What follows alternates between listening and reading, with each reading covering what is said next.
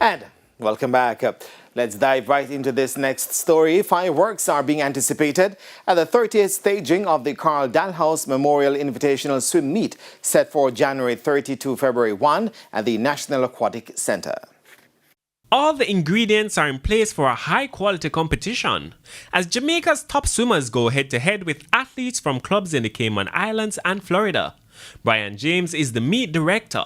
We are seeing some very, very outstanding swimmers who are coming in, including some from overseas. There are about 14 clubs entering and 4 from overseas. Last year, the TS Aquatic Club from Florida, they actually gave a very, very good presentation, very good account of themselves, and I'm expecting them to come back this year to do exceptionally well.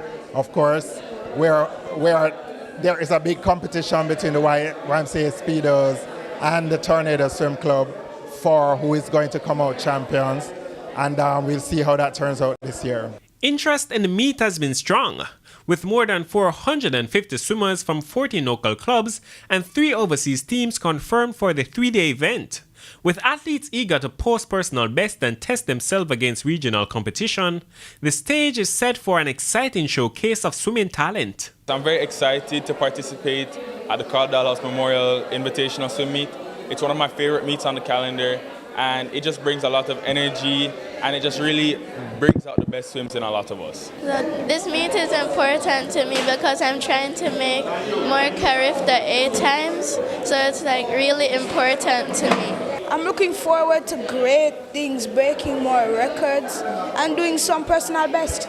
I'm looking forward to making Goodwill times so I can go to Goodwill this year and do some PBs. Defending champions by Speedo Swim Club will once again be aiming to retain their title when the action dives in later this month.